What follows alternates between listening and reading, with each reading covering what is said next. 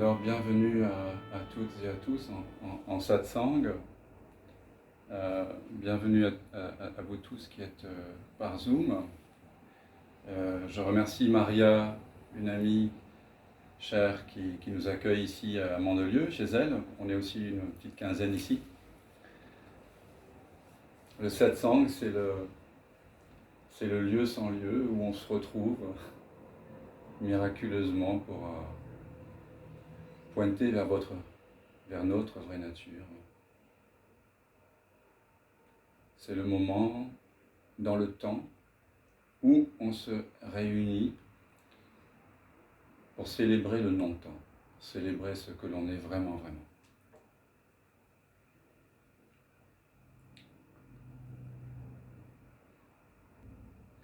Il y a cette phrase qui est extraordinairement simple de la Katha Upanishad qui dit parfois une âme intrépide en quête d'immortalité s'est retournée en arrière et a découvert sa vraie nature.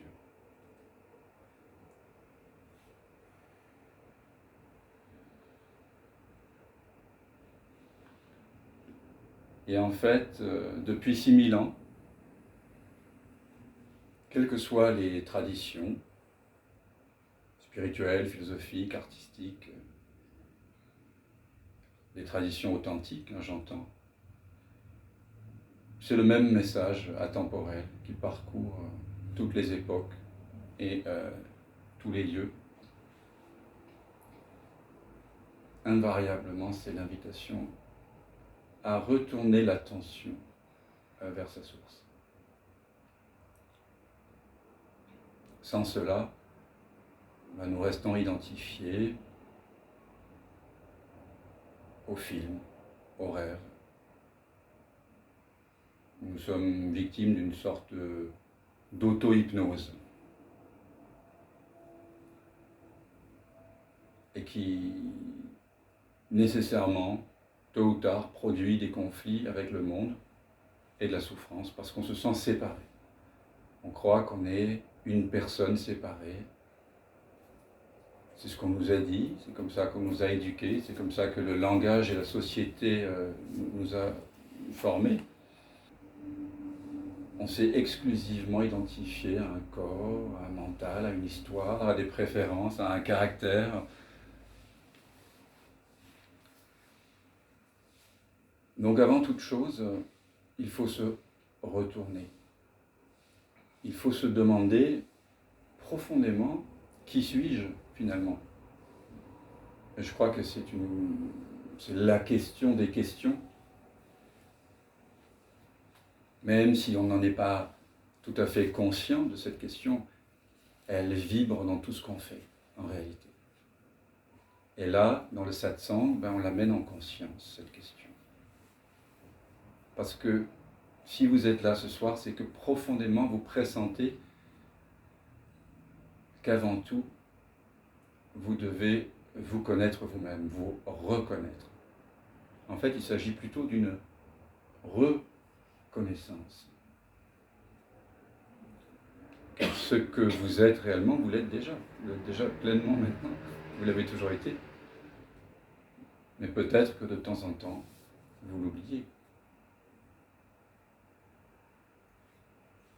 Et donc, le satsang, c'est un moment comme ça pour se souvenir, sans la mémoire, qui on est vraiment, vraiment. Et pour ça, l'invitation, c'est de se retourner en arrière, de là d'où on vient.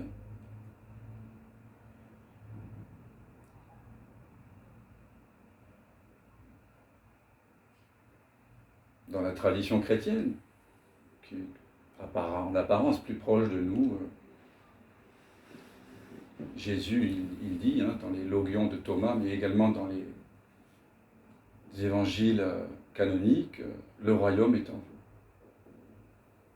Alors les traducteurs ont eu beaucoup de mal avec ça, parce qu'ils traduisaient souvent le royaume est parmi vous, quelque part. Non. La vraie traduction, c'est le royaume est en vous, déjà. Il est déjà là. Donc la bonne nouvelle que vient apporter les évangiles, c'est le même message que celui contenu dans les Upanishads.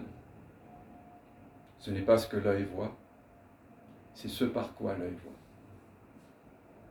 Tel est le Brahman. Brahman, c'est l'absolu, c'est votre vraie nature, ce qui ne change pas. Et non cela qu'on honore comme tel. Ce n'est pas ce que l'œil voit, c'est ce par quoi l'œil voit. Ce n'est pas ce que l'oreille entend, c'est ce par quoi l'oreille entend. Tel est le Brahman.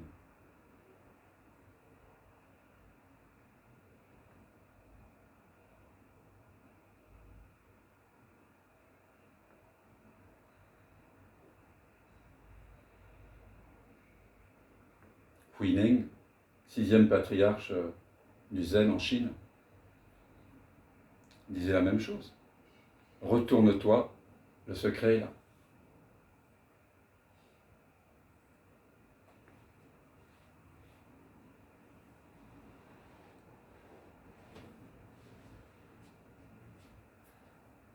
Et pareil en Grèce.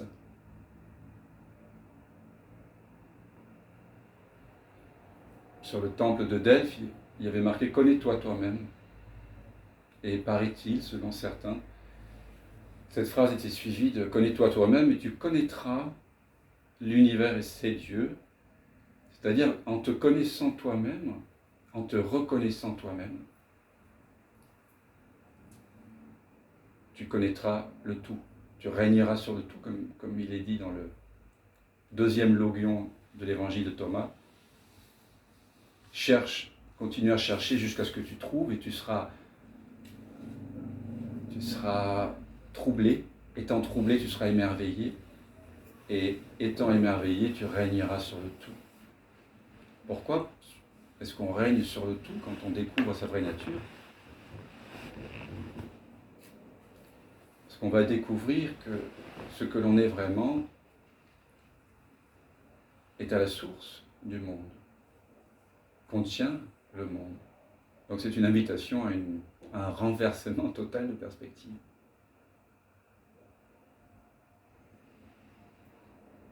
Dans l'évangile de Matthieu, il est dit aussi qu'on découvre d'abord le royaume et tout te sera donné.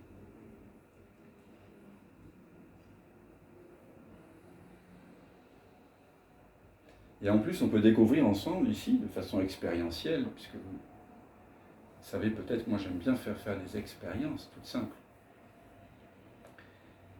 que ce royaume, il n'est pas du tout hors d'atteinte, ce n'est pas quelque chose qui est dévolu à une caste de héros, comme on a pu le croire, comme on a pu le penser, moi y compris, pendant longtemps,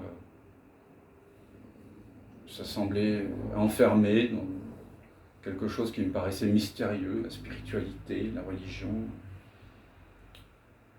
Non, c'est quelque chose d'extrêmement simple, pratique. C'est un petit geste intérieur qui demande simplement un petit peu d'audace, un petit peu de courage, d'aller à contre-courant de l'attention qui est en général tournée vers l'extérieur. En général, nous vivons excentrés. Nous vivons en concentrant notre attention sur les choses, sur les formes, sur les pensées. Le mental est à l'extérieur. Les sensations, les émotions, c'est aussi quelque chose qui change tout le temps. On met l'accent sur les perceptions sonores, visuelles, olfactives, gustatives, sensorielles, et puis mentales. Voilà. Nous sommes une petite centaine ce soir, et ce qu'on appelle ma vie, ou notre vie, elle est composée, on peut dire, de pixels d'informations qui viennent par le truchement de ces 6 sens. Le mental, l'ouïe, la vision, le goût, l'odorat, on va dire la sensation. L'émotion étant un mixte de sensations et de mental, l'histoire qui prolonge les sensations. Et la question qu'on se pose ici, donc invariablement, c'est qu'est-ce que c'est que cela qui qui est conscient de ça.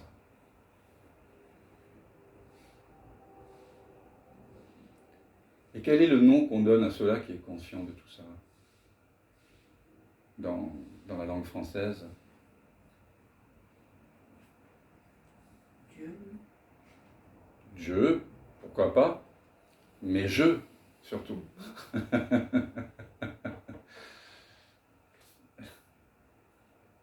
Qui est conscient sinon je? Sinon toi?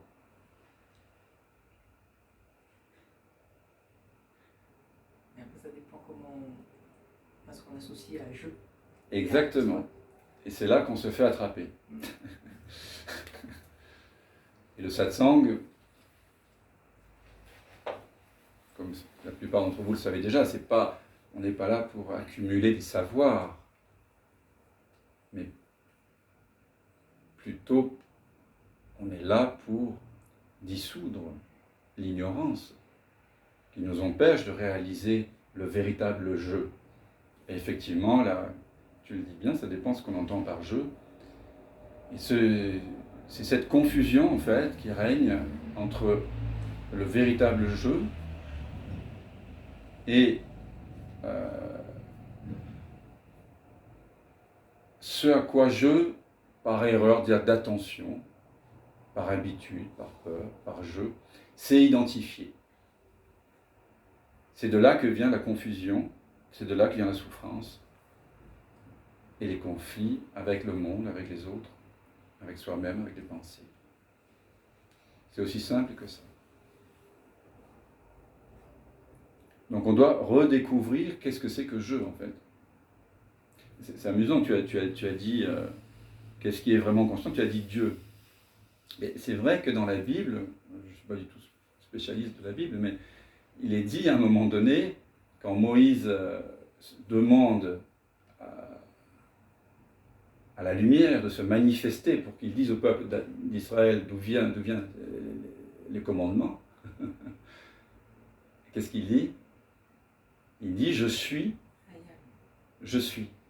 celui qui est. Donc je suis je.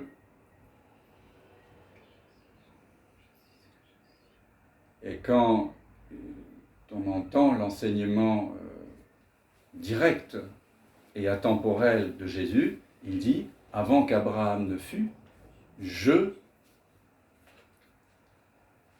pas je Jésus, je suis.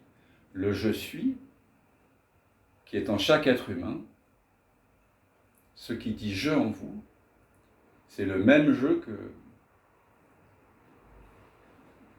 le je qui dit je suis, je suis. Et l'invitation de Jésus, c'est que nous prenions conscience de ce je suis qui précède Abraham, c'est-à-dire qui est avant.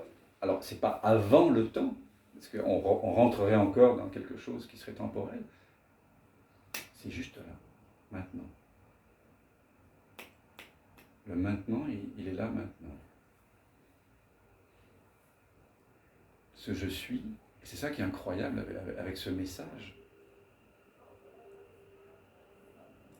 c'est que vous êtes déjà pleinement en train d'être là, non?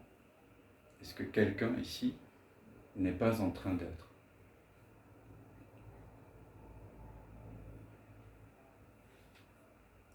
Est-ce que vous ne pouvez pas chacun dire « je suis » tout simplement, je suis.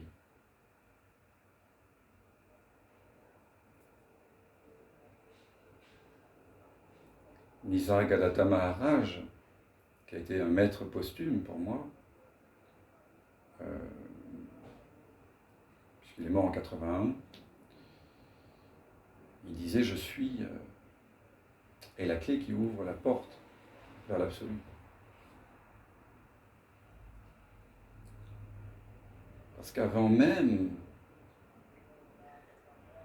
de prendre conscience de ce dont vous informent les 5 sens et la pensée, vous devez être, il doit y avoir je suis, qui est là maintenant.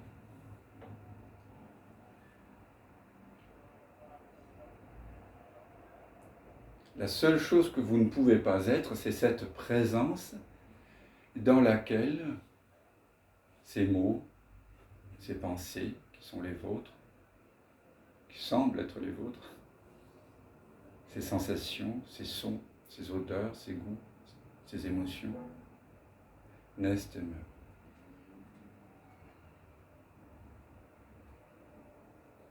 Vous ne pouvez pas ne pas être cette présence,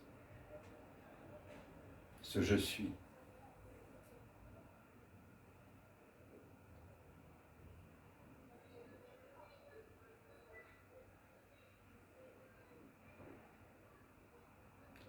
Mais évidemment, vos parents, en se penchant au-dessus de votre lit de bébé, ne vous a pas nommé « je suis ». Il vous a appelé Roselyne, Ariane, Maria, Isabelle, Patrick, etc. Et donc on s'est identifié à un nom, et puis à une forme, un petit garçon, une petite fille, et puis à des sentiments, à des émotions, de colère, de manque, de tristesse, de joie, d'extase. Et puis voilà, comment on s'est progressivement identifié à une petite personne, et avec l'âge de plus en plus.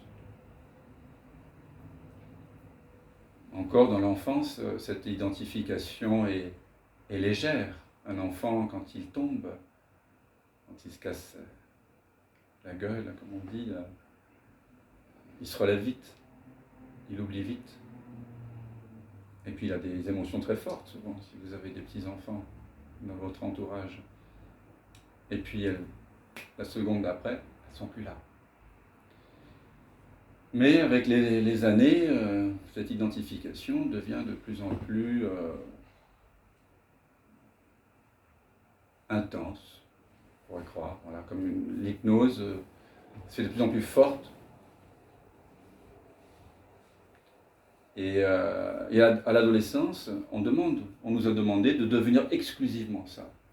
D'où la crise d'adolescence d'ailleurs.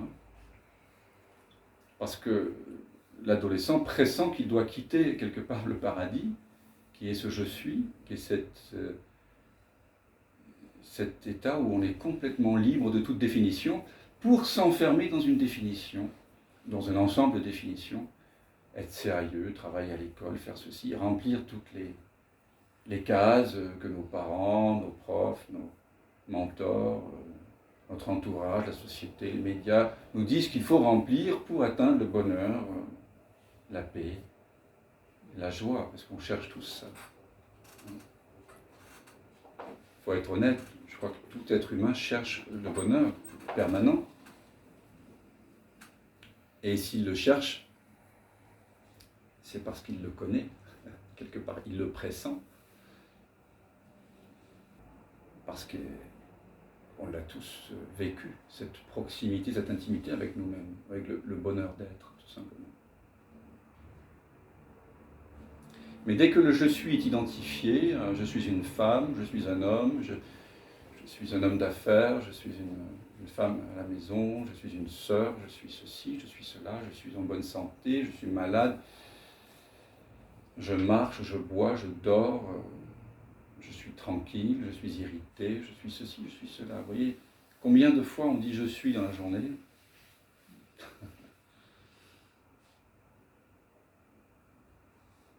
Sans du tout remettre en question quelle est la nature de ce je suis en plus. Parce qu'il est entendu que ce je suis, évidemment, c'est ce corps mental. Vous voyez ? Et donc là, on est en pleine schizophrénie en fait. On se prend pour ce qu'on n'est pas. Ou juste une toute petite particule de ce que l'on est. Et là, on se sent séparé. Et à partir du moment où cette séparation est là, eh bien, le seul moyen que nous avons de retrouver un ersatz de paix, un ersatz de joie, c'est, pense-t-on, parce que c'est ce qu'on nous dit, et c'est ce que l'expérience pas bien vue telle qu'elle est, nous dit aussi, à savoir que la paix est dans certaines expériences. L'amour, c'est dans certaines expériences. Donc on a tous essayé d'accumuler, ou en tout cas de trouver peut-être le bon partenaire, l'âme sœur, ou on a peut-être essayé de trouver le métier qui nous convient, ou les loisirs qui nous font éprouver des petits ersatz d'unité, des petits ersatz de paix, des pratiques, peut-être même des pratiques spirituelles, qui sait. On a essayé ceci, cela. Mais toujours avec l'idée que la paix, quelque part, elle est plus tard qu'ici. Plus tard que maintenant, et ailleurs qu'ici. Et pourtant, toute la tradition authentique nous dit parfois une âme intrépide en quête d'immortalité s'est retournée en arrière et a découvert sa vraie nature.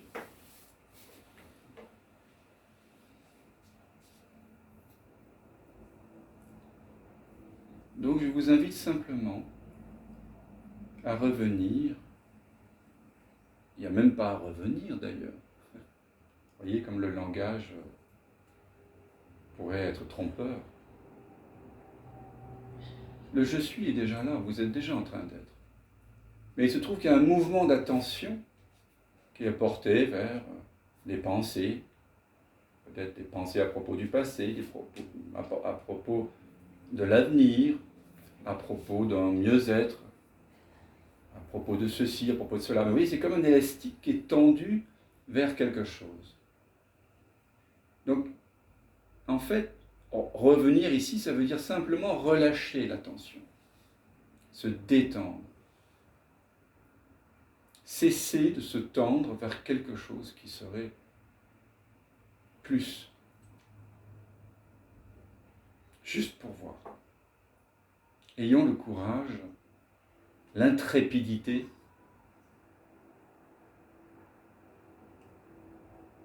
de laisser l'élastique se détendre, l'élastique de l'attention se détendre, pour simplement revenir au point de départ.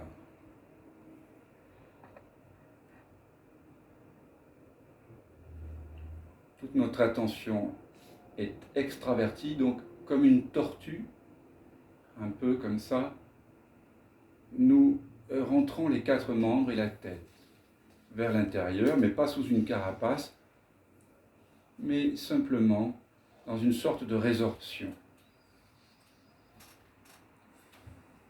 Donc ce qu'on appelle le retour à soi, le retour à je suis, ça pourrait aussi, on pourrait dire que c'est un abandon à ce qui est déjà là. Une détente finalement.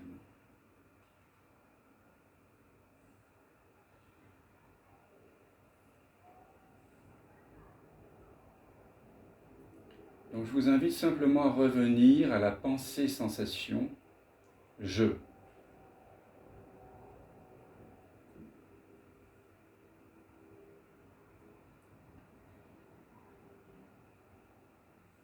Parce que nous avons bien compris que « je », c'est le premier mot finalement, la première pensée qui surgit en nous. Celle depuis laquelle toutes les autres, toute l'arborescence des autres pensées vont émerger. Le tu, le il, le elle, le nous, le vous vont arriver après le je. Donc là, ce qu'on fait, c'est une involution. On revient à ce qui est déjà là, vers la pensée-sensation je, pour découvrir, c'est-à-dire cesser de couvrir le je véritable.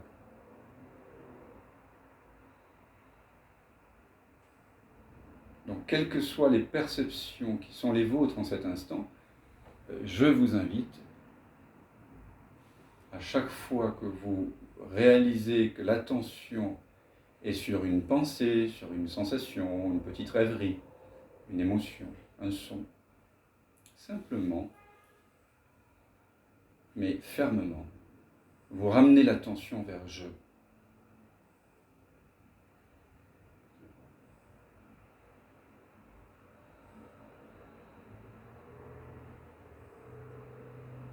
Je.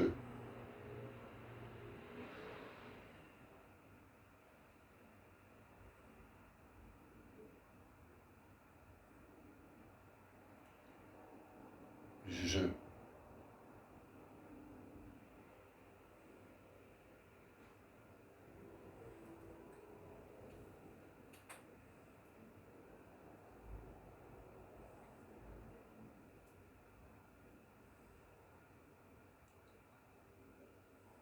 Je.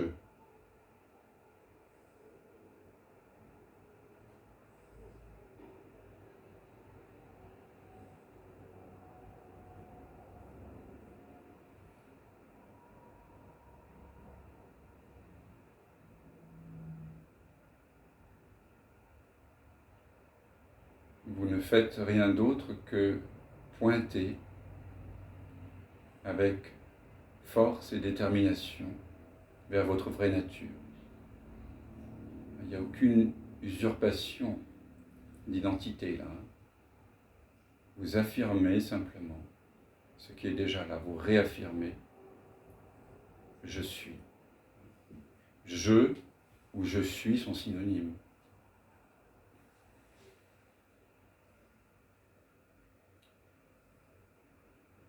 Et en affirmant « je »,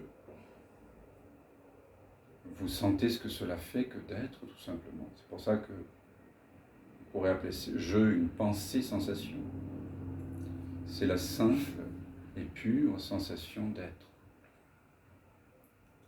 Avant que être ne se déploie dans ceci ou cela. Simplement, je.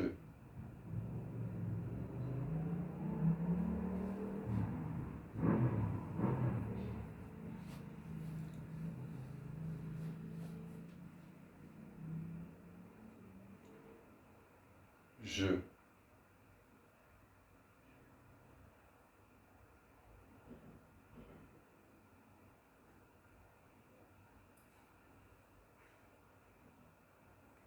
Je.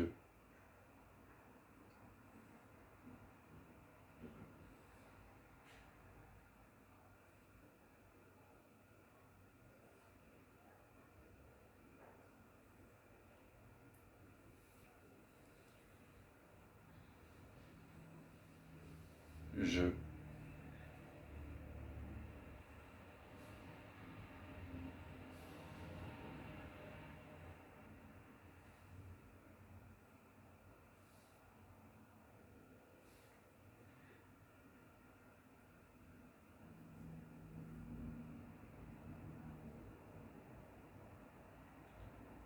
Simplement, vous ne voulez pas prendre les vessies pour les lanternes.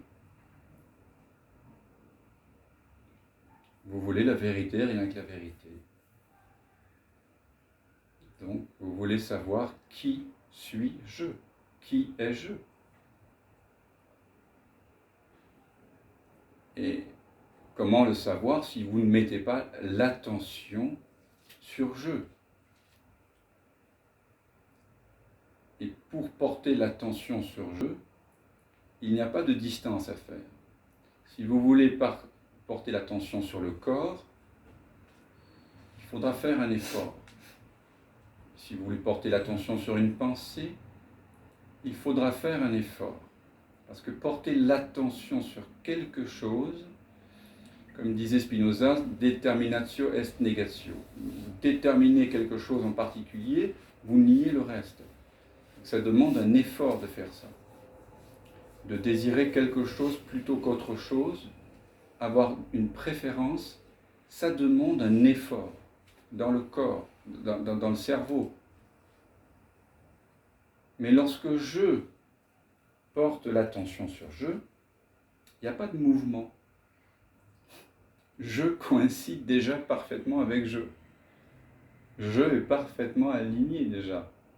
Vous êtes déjà cette vertigineuse verticale-là. Je. la corde verticale là, du violoncelle sur lequel vient jouer l'archer de la vie, des émotions, des sensations, des pensées. Et vous demeurez je.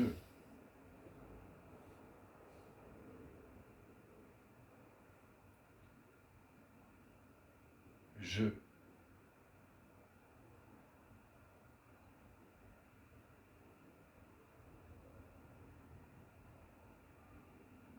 Je.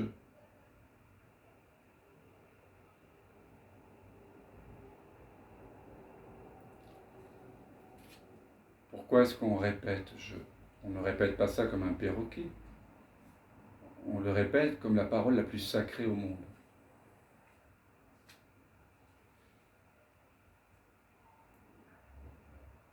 Parce que le mental est habitué à s'externaliser, à sortir de la source. Ramana Maharshi comparait à certains moments le mental comme un taureau qui sort de son étable et qui a envie de gambader partout, de manger de l'herbe fraîche et qui est assez turbulent et qui crée des problèmes avec les voisins, avec tout le monde. Il dit que ça ne sert à rien de le ramener avec un bâton. On lui donne de l'herbe fraîche et ça suffit pour le ramener.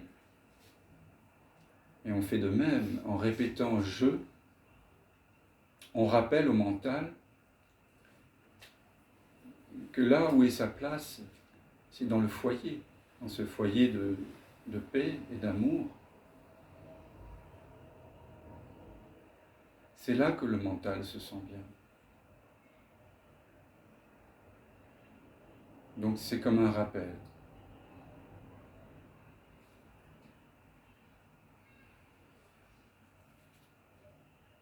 Je.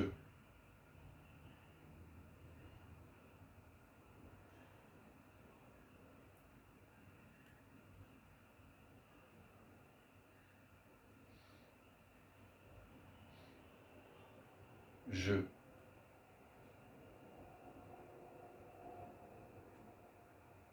Comme vous ne voulez que la vérité, que vous voulez connaître je, vous le dites avec dévotion.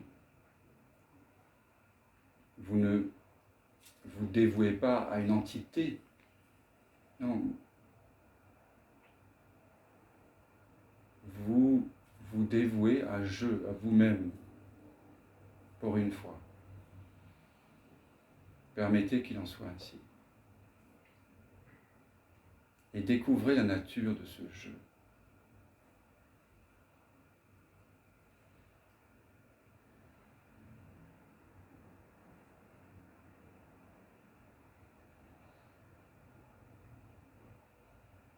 Quand vous ramenez l'attention à sa source,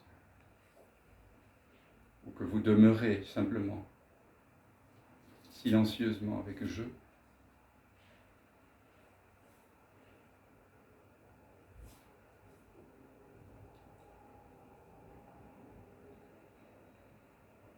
vous êtes immédiatement en contact de la conscience inconditionnelle, de ce par quoi tout est perçu. Ce je n'est pas localisé dans le temps.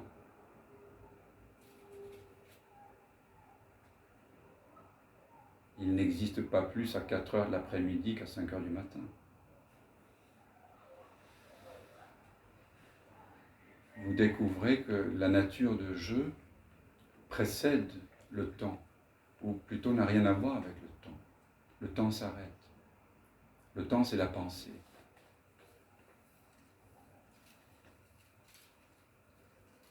Il s'entr'ouvre, se révèle un espace qui était déjà là, un espace, je dirais, atemporel.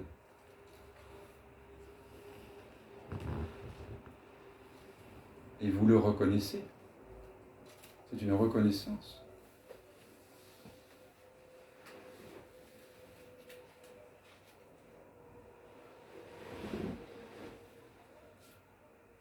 Cette présence, ce je qui est présent, et qu'on pourrait par conséquent appeler présence, parce que quand vous vous retournez, entre guillemets, vers je, vous découvrez qu'il est toujours présent. À aucun moment, je est absent. Donc on peut appeler je présence.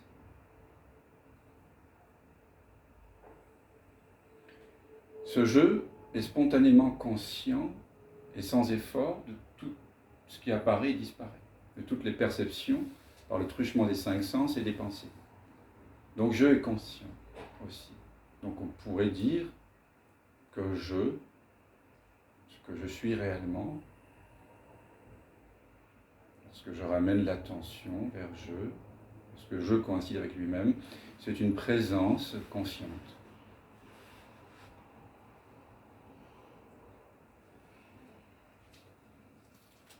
Et si on prend le temps de goûter un peu à cette présence consciente,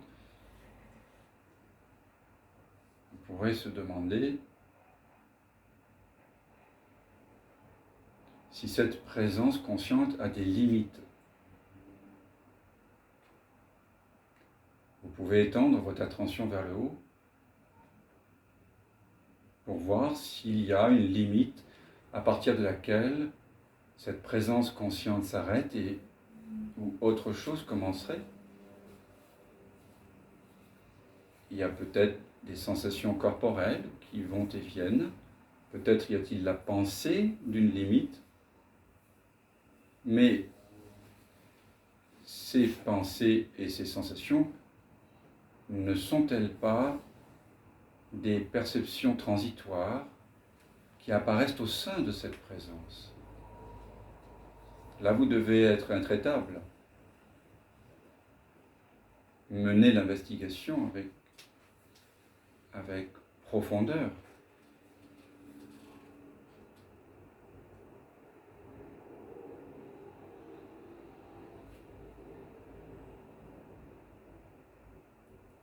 Je se découvre illimité vers le haut, mais également vers le bas. Il en est de même vers la droite, vers la gauche, devant, derrière. Tout ce qui apparaît, les sons, les sensations, les émotions, les odeurs, tout apparaît et disparaît dans ce jeu. Et voyez que je n'est pas affecté. Cet espace de présence consciente n'est pas affecté par ceux qui en lui le traversent. Et ça établit que ce que vous êtes réellement est paix. Il n'y a pas de conflit. Je n'a jamais été en conflit. Le véritable je, ce que vous êtes réellement, ne connaît pas le conflit. Vous voyez ?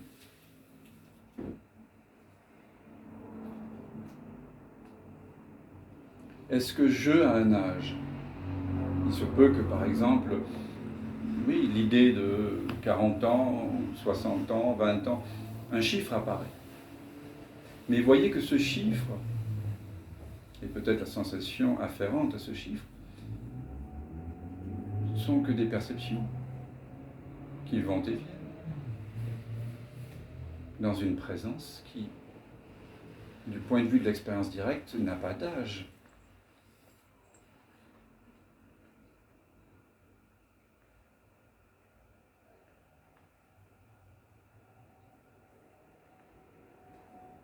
Est-ce que vous avez assisté à la naissance de je ?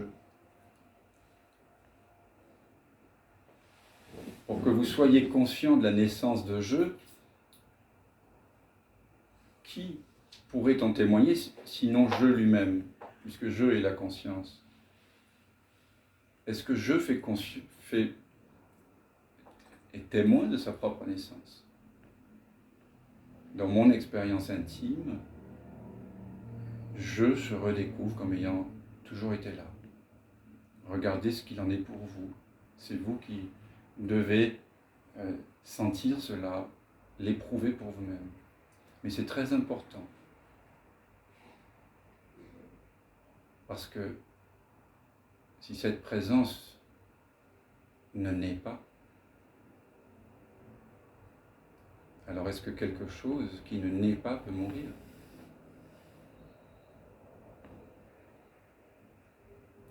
Parménide disait, le philosophe de l'Antiquité,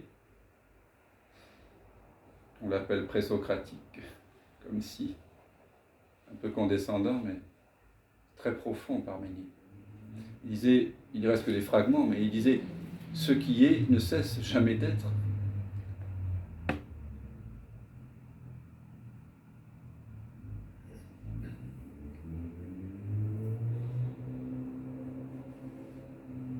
Et donc, ce que dit la Katha Upanishad, parfois une âme en quête d'immortalité se retourne en arrière et redécouvre sa vraie nature. Donc, immortel, c'est là.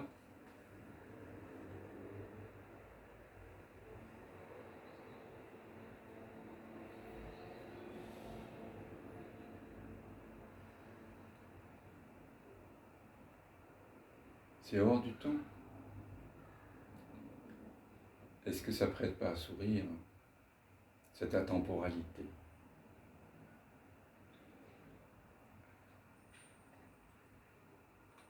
Voyez comment tout de suite, si vous êtes au contact de cette atemporalité, le monde, les phénomènes, tout de suite apparaissent comme une sorte de bulle de savon, un rêve, une blague cosmique.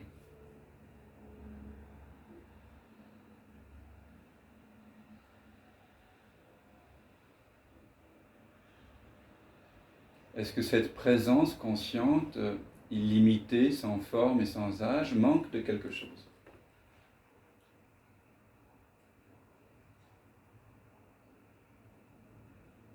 Là aussi, je vous demande de vérifier par vous-même. Est-ce que cet espace, éveillé à lui-même en tant qu'espace, et conscient spontanément et sans effort de tout ce qui apparaît et disparaît, éprouve le moindre manque?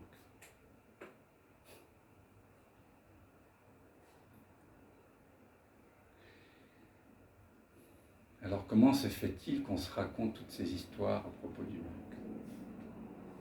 Il faut bien que l'espèce humaine soit une espèce fabulatrice, quand même. Moi, je découvre en moi-même aucun manque, aucun conflit.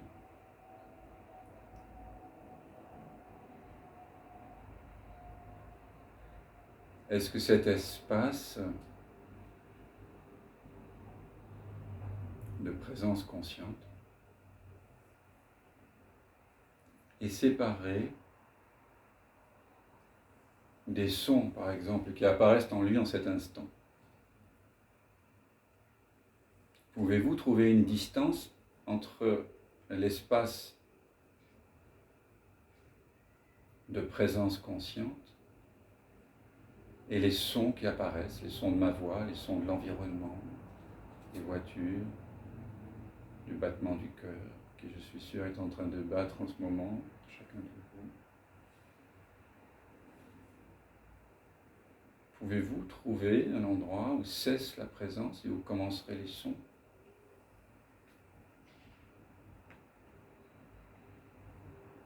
Si vous êtes vraiment honnête et que vous vous en tenez juste à l'expérience directe, sans faire référence à la mémoire, n'est-il pas évident que tous les sons en cet instant apparaissent à 0 cm de vous-même, comme s'ils surgissaient de cet espace silencieux?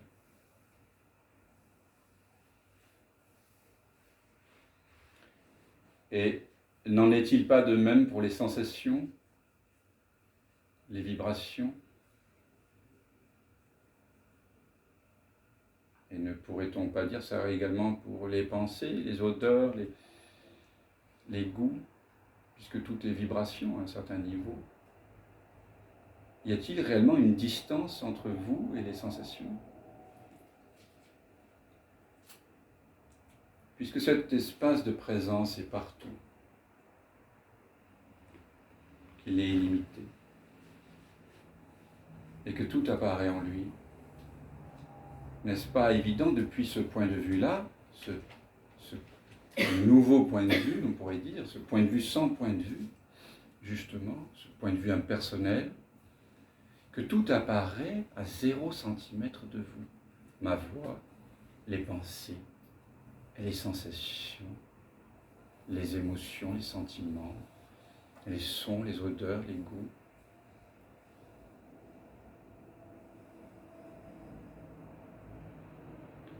Ou plutôt, trouver une distance. Je vous mets au défi, et là intervenez si c'est vrai pour vous, de trouver une distance entre cette présence consciente et la moindre perception.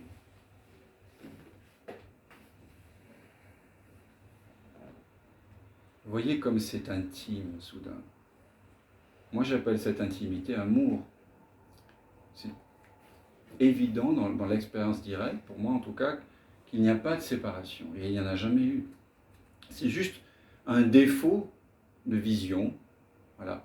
Le regard est encombré par des pensées, par des concepts de temps, d'espace, de séparation, de sujet, objet, etc. Et cet encombrement, quand il est cru, comme étant vrai, nous donne l'impression de séparation, c'est vrai. Et dans un certain sens, nous en avons besoin pour évaluer les distances du corps par rapport aux autres corps. Mais dans mon expérience intime, là, je ne suis pas le corps. Je suis la présence dans laquelle les sensations apparaissent et disparaissent.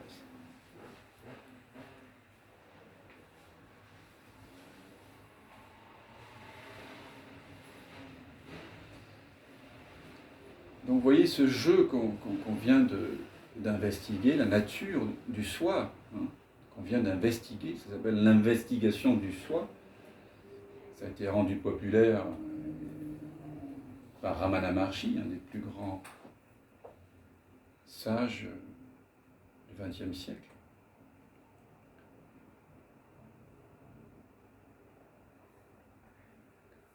Ce jeu, il est en réalité paix, absence de manque, moi j'appelle ça joie, et absence de séparation, amour. Et de plus, il est complètement libre de tout ce qui apparaît et disparaît, donc liberté aussi. Vous êtes cela.